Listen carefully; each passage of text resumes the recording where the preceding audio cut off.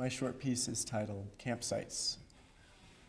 Hell's Canyon's rim, Salt Creek Summit, Starvation Ridge, the Elkhorn Mountains, Mono Lake, Eastern Sierra's Escarpment, Everett Roos's last home, the shore of Fish Lake, in the hills above Jackpot, Nevada, a valley at Idaho's back door, on a branch of the Salmon River, where dinosaurs once roamed, in a canyon cutting through an ancient shoreline, on the shore of a great river, in a National Park Service campsite, in a miner's camp transformed, the slick rock alongside Labyrinth Canyon, here below Comb Ridge.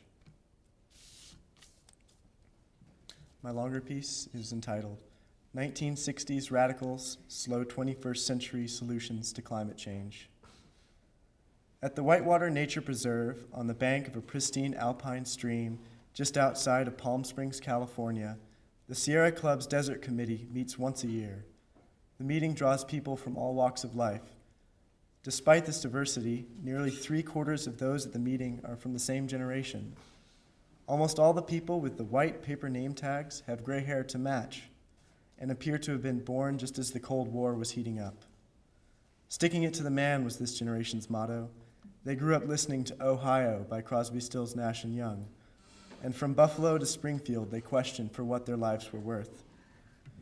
In spite of this generation's past activism on social, political, and industrial scales, here in the 21st century, their idealism regarding cooperation with government and industry as selling out makes little sense. As the globe warms and oceans rise, the ticking stopwatch of time we have to save ourselves is running down. Meanwhile, the production of utility-scale solar and wind projects is better funded and has more political backing than ever before. As hydroelectric power has reached its peak, areas capable of supporting wind and solar are just now receiving serious consideration. However, as an employee of the conservation group Wallowa Resources once said, today's problems were yesterday's solutions. In order to avoid past mistakes, the future must be planned very seriously. Therefore, all projects need to be carried out with proper environmental review and thoughtful placement, so they're done right the first time. Surprisingly, this considerate approach to the placement of such projects remains unacceptable to many people from an era where there was no compromise with politicized social injustice. The new hot-button issue for these activists has become the placement of large-scale renewable energy programs on Western public lands. They offer their own solution in the form of rooftop solar. Those most vocal at the Sierra Club meeting believe it to be the only acceptable solution to the current demand for alternative energy. The distributed generation model they propose would put solar panels on every good south-facing rooftop in America to generate the electricity right where it's used. One of the youngest presenters at the Sierra Club meeting, Laura Crane from the Nature Conservancy, was also the presenter to catch the most flack from those in the most vocal group. During her presentation, voices became condescending, almost as if they were adults talking to children who had made serious mistakes. The Nature Conservancy was merely mapping the Mojave Desert in an attempt to identify those places already the most impacted by people. Despite the fact that her presentation didn't recommend solar facilities be built all over the desert, her prioritization of different parts of the desert as worth more, from a conservation point of view, put many people up in arms.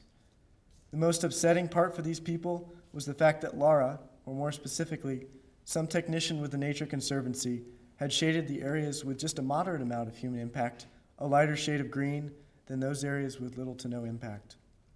An apparent misprinting in their minds that people would assume meant those lighter green areas were primed and ready for development. Building large, industrial-sized solar facilities on public lands remains a prospect these stern individuals are unwilling and unlikely to ever consider. However, some younger individuals are prepared for compromise.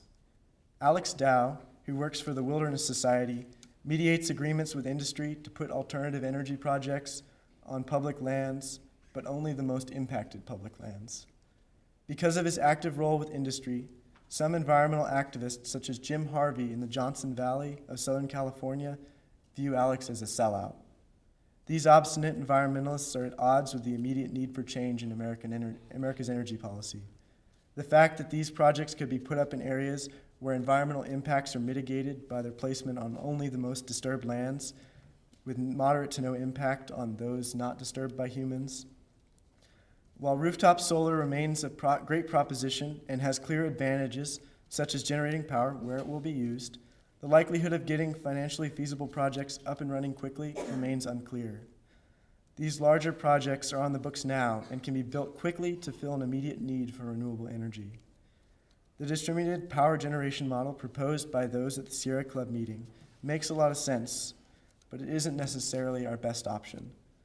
Those vocal members of the Sierra Club and others like Jim Harvey are still dreaming the same dream from 50 years ago of communes, electricity co-ops, and living off the grid. However, just like many people were unwilling to accept those lifestyle changes 50 years ago, the public at large needs an affordable solution that's easy in order to accept change. While certainly most Americans many Americans are financially capable of installing photovoltaics on their rooftops, many more are not. The financial backing to put PV on every good south-facing rooftop isn't there and won't be, at least in the next few years. Particularly in the current economic climate, people are less likely to increase their debt by taking out loans to put panels on their rooftops, even though the panels would save them money in the long run. That said, incentives for those who are on the cusp of affording solar panels should remain to minimize the need for as many large-scale projects as possible. Despite those shortcomings of photovoltaics, scientists have determined these next few years as our most important in order to turn around worldwide carbon emissions. Large-scale solar projects in already impacted areas of the desert are similar to what we as a society are used to and capable of churning out quickly. These projects need to go through a proper environmental review where only the best projects win and the bad projects die. Compromising with industry is necessary so the resource can be used, but guided with the goal of minimizing environmental impact. It's important that environmental stonewalling, declarations for more data, and idealism don't get in the way of saving the world.